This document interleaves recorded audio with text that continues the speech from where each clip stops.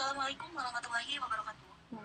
Kepada yang terhormat Bapak Irianto selaku dosen pengampu mata kuliah studi kelayakan bisnis dan juga rekan-rekan kelompok yang saya cintai.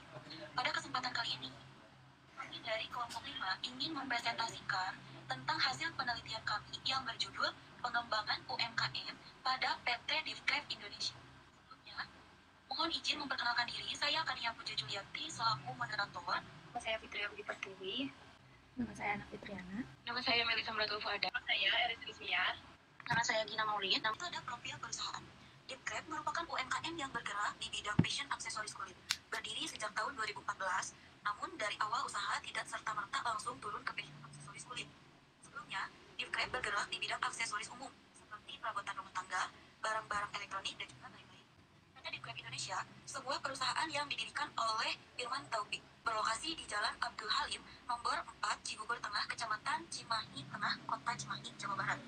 Aksesoris kulit yang dijual oleh PT Divkref diantaranya ada slipcase atau sarung kulit, ada tali lanyard dari berbahan kulit, ada dompet kulit, ada tas kulit, ada ID card holder. Penelitian kami itu hanya kepada produk slipcase-nya saja, yang dimana sasaran penjualannya itu untuk para papers atau orang yang menggunakan rokok elektronik.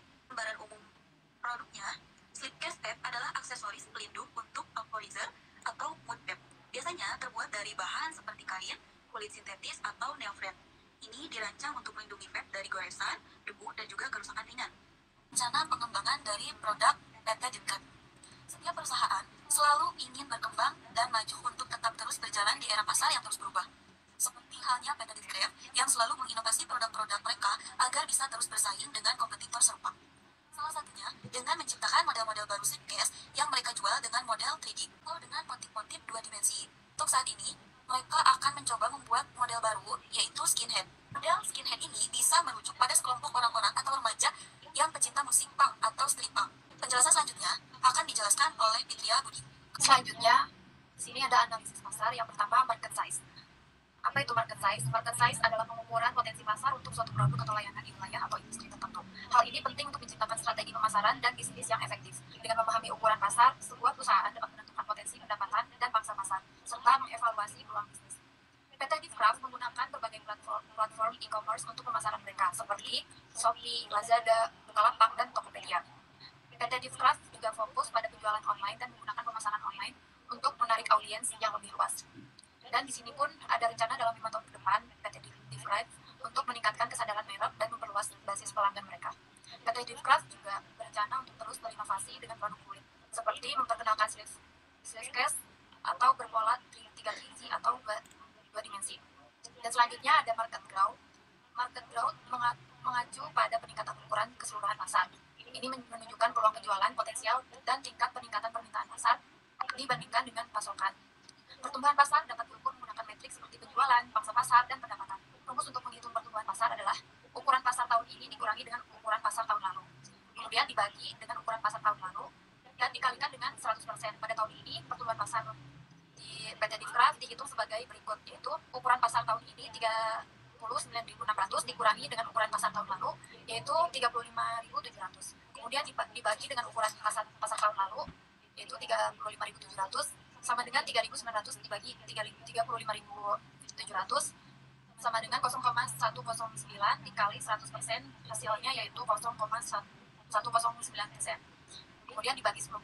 Untuk 5 tahun mendatang, rumus yang sama ditetapkan dengan ukuran besar, yaitu 57.978. Perhitungan pertumbuhan pasar adalah 57.978 dikurangi 35.700, kemudian dibagi dengan 35.700 sama dengan 22.278. Dan dibagi lagi 35.700, hasilnya yaitu 0,624 dikali 100%.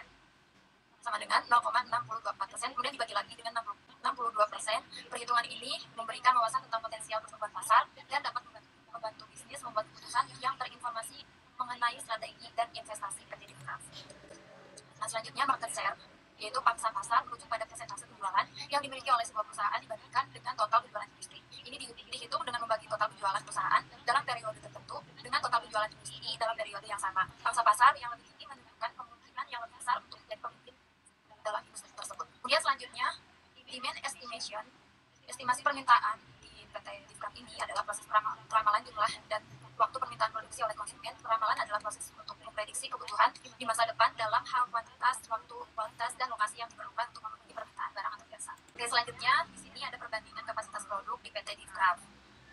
Tabel di atas menunjukkan bahwa perbandingan antara Discraft dan kompetitor serupa Warp the Limit yang menunjukkan stabilitas tanpa perubahan setiap tahun.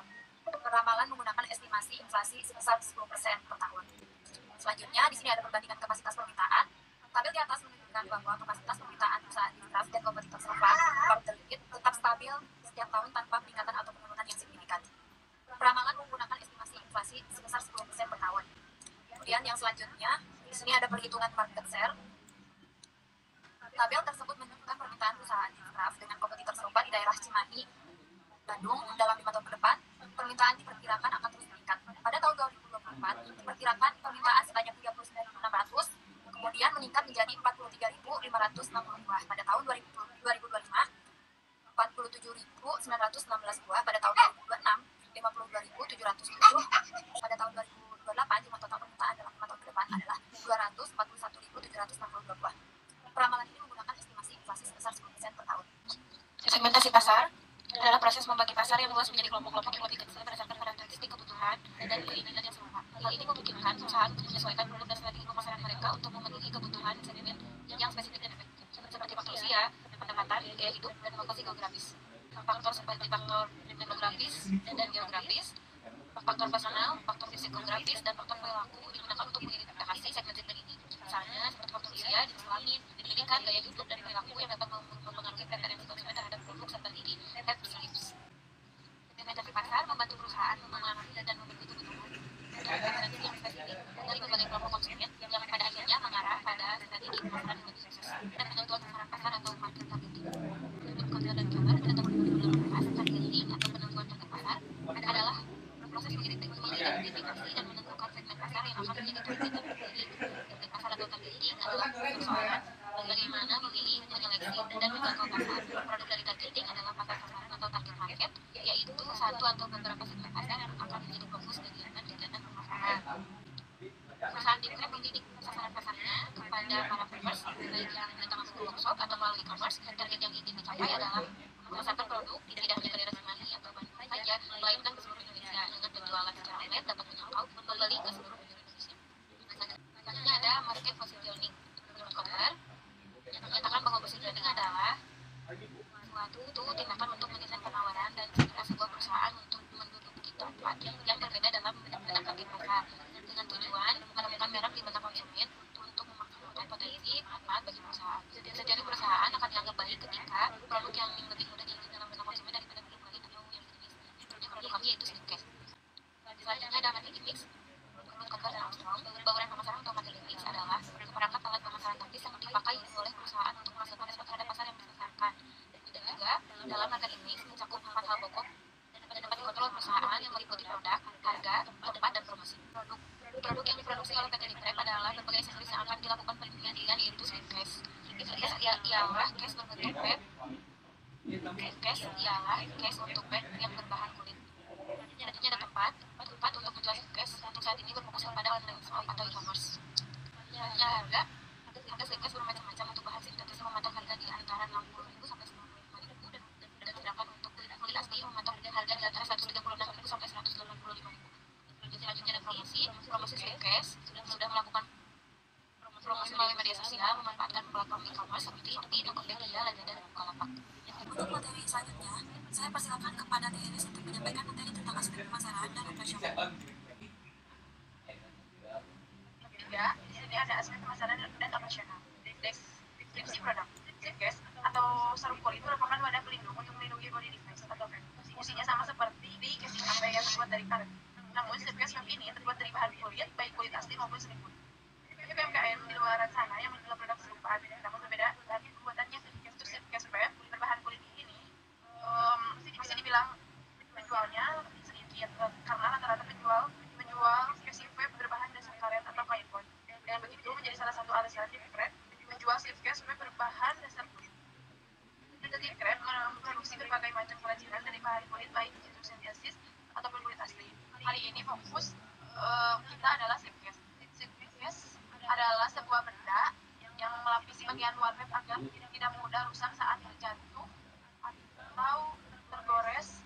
Setiap perusahaan pastinya selalu ingin berinovasi dari segi pelayanan atau segi produk. Begitu juga dengan PT Discraft yang berusaha untuk berinovasi melalui motif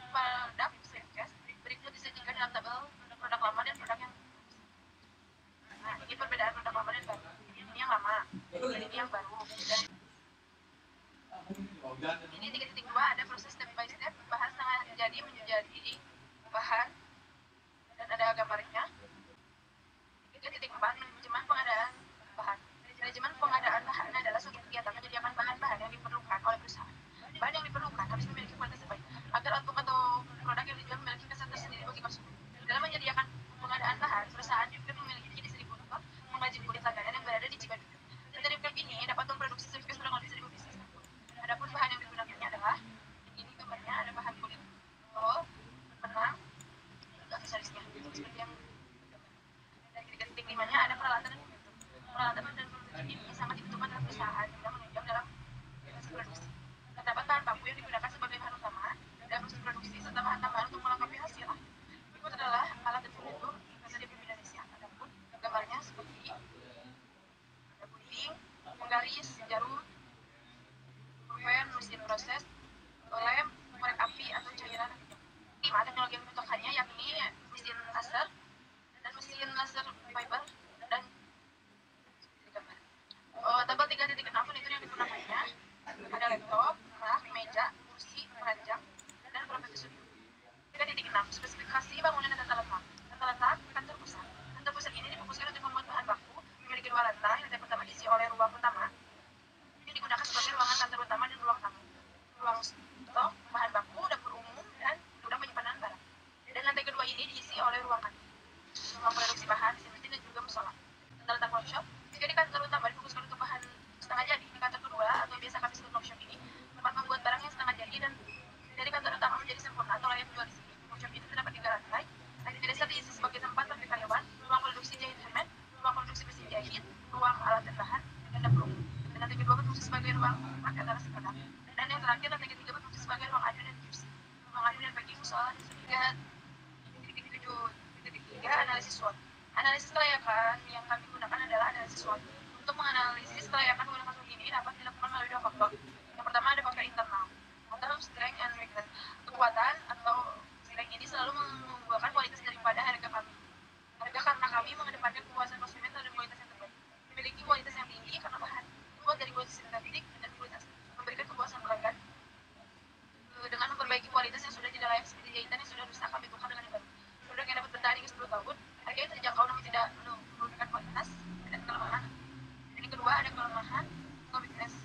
Yang pertama ada produk mudah ditiru oleh kompetitor. Maka dari itu kami selalu mengupdate inovasi produk untuk menambah nilai setidaknya.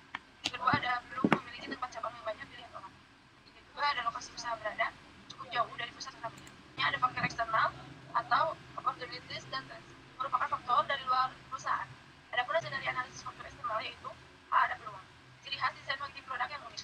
Banyaknya kemitraan dengan reseller yang akan menjadi tenaga pemasaran tambahan. Produk Certigas dapat dijual kapan saja karena produknya tidak musiman. Yang B ada ancaman. Kompetitor yang menjual dengan harga yang lebih murah untuk mengatasinya, kami dapat menambahkan produk seperti setiap pembayaran Certigas dapat bonus 1 kali derajat. Konsumen mengalami kejenuhan terhadap produk Certigas polos, maka dari itu kami menginovasi produk dengan membuat model segini. Dan di sini ada aspek organisasi dan manajemen. Untuk organisasi dan operasi perusahaan PT Grab Indonesia di bidang fashion kulit. Struktur organisasi terdiri dari pemimpin owner, manajer, serta karyawan di bagian produksi, packing, dan pemasaran.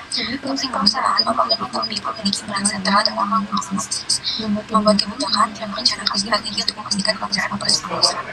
Jobdesk beserta spesifikasi setiap posisi owner bertanggung jawab atas manajemen barang, waktu, dan finansial. Sementara manajer memiliki peran penting dalam perencanaan strategi pengembangan, meningkatkan kinerja karyawan, dan memastikan optimasi. Karyawan di bagian produksi, packing, dan pemasaran bertanggung jawab atas manajemen bidangnya masing-masing. Perusahaan bekerja tanpa memiliki karyawan, terdiri dari karyawan tetap dan asing. Karyawan tetap dibagi berdasarkan kemampuan bekerja dan visi, sedangkan karyawan harus masuk dari berbagai golongan. Meskipun masih menggunakan pendekatan tradisional berkaitan yaitu memberikan kesempatan berbeda kepada keluarga, perusahaan tetap menjelaskan kemampuan dan cara untuk memastikan kecukupan dan kinerja yang dibutuhkan. Itulah yang terjadi dalam adalah penjelasan khas. Karyawan baru harus menjalani proses selama 3 bulan sebelum dapat bekerja secara penuh. Sistem kompensasi perusahaan mencakup penggajian bulanan dan mingguan. Yang produksi menerima gaji mingguan. Sementara karyawan packing dan pemasaran menerima gaji bulanan. Rata-rata penggajian mingguan adalah 1,3 juta 50 per 2 minggu. Sedangkan rata-rata penggajian mencapai 3 juta per bulan. Keseluruhan PT Indonesia seperti bentuk organisasi yang terdiri dari penggajian yang terfokus pada keberlanjutan fashion kulit.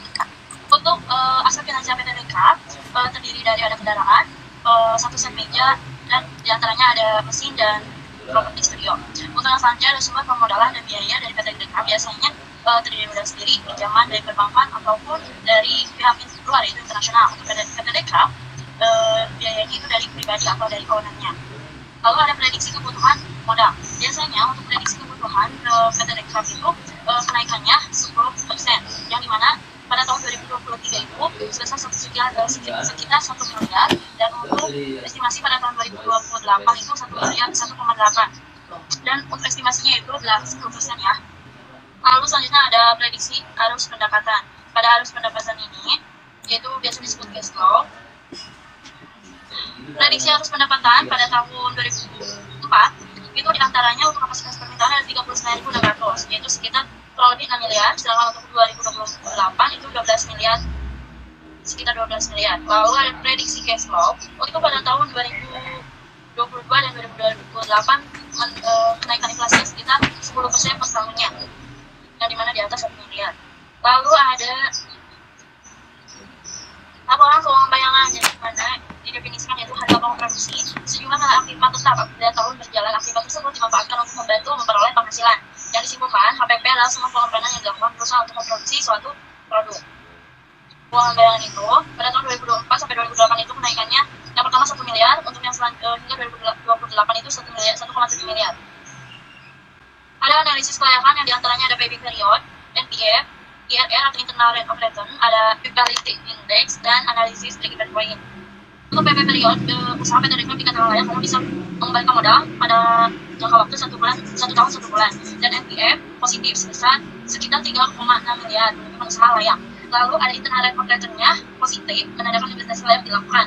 Lalu ada profitability index sebesar 32,21 dan menunjukkan itu menguntungkan. Lalu ada analisis break-even point atau bikin impas pada produksi 5.682 unit dan penjualannya sekitar 96 juta ya untuk per tahunnya. Sekian aja teh untuk pengujian kelayakan pada PT Dekrab. Baik, terima kasih kepada teman-teman semua yang telah sangat detail menyampaikan hasil penelitian studi kelayakan bisnis di PT Dekrab Indonesia, tepatnya di Kota Cimahi Tengah. Mohon maaf atas segala kekurangan dan kesalahannya. Wabillahi taufiq wal hidayah. Wassalamualaikum warahmatullahi wabarakatuh.